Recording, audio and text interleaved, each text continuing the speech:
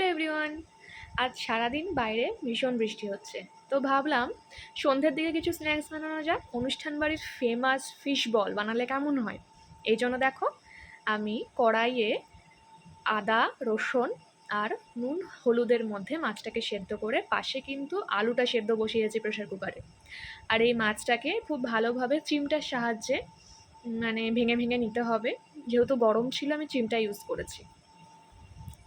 ভালো করে ভেঙে নিয়ে কাঁটাগুলোকে খুব ভালো করে একটা একটা করে বাছতে হবে, যাতে মুখে না বাঁধে।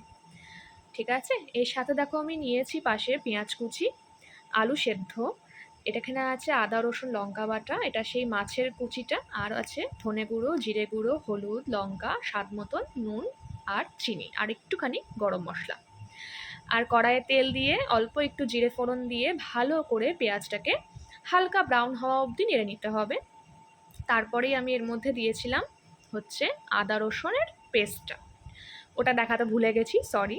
তারপরে এর মধ্যে দিয়েছি হচ্ছে তোমার ধনে গুঁড়ো জিরে গুঁড়ো, যে যা মশলা আছে সবই, শুধু গরম মশলাটা আমি লাস্টে দিয়েছি, কারণ অনেক সময় গরম মশলা দিলে তেতো হয়ে যায়।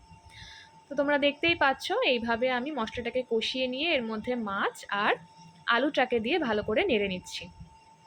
এরপরে যে গরম মশলা আর চিনি ছিল সেটাকে দিয়ে নিলাম। হ্যাঁ, আর একটা জিনিস, লেবুটা অবশ্যই দেবে, তাহলে মাছের যে একটু আষ্টে গন্ধটা ওটা একটু চলে যায়।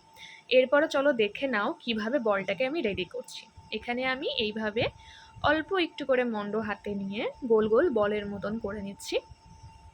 আর পাশেই নিয়েছিলাম অল্প একটুখানি আটা, ওটার মধ্যে একটুখানি কোটিং করে ওটাকে ডিমের মধ্যে দিয়ে এদিক ওদিক করে ভালো করে মিশিয়ে নিয়ে ওটাকে আমি দিয়েছি ব্রেড ক্রামসের মধ্যে।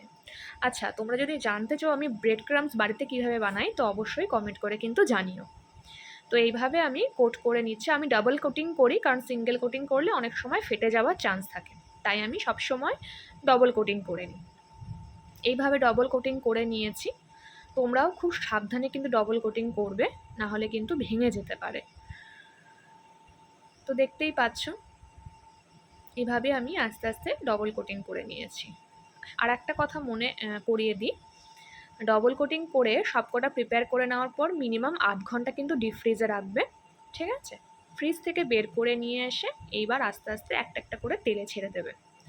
ঠিক আছে, একদম মিডিয়াম টু লো ফ্লেমে রাখবে তেলটাকে, যাতে ওগুলোকে পুড়ে না যায়। একটু পরে দেখবে আমার এক সাইডটা পুড়ে গেছে, কারণ আমি খুব ভুল করে প্রথম দিকটা ফ্লেমটা বাড়িয়ে রেখেছিলাম। তো তোমরা কিন্তু এই ভুলটা করো না। এইভাবেই রেডি। তো অবশ্যই তোমরা কমেন্ট করে জানিও কেমন লাগে।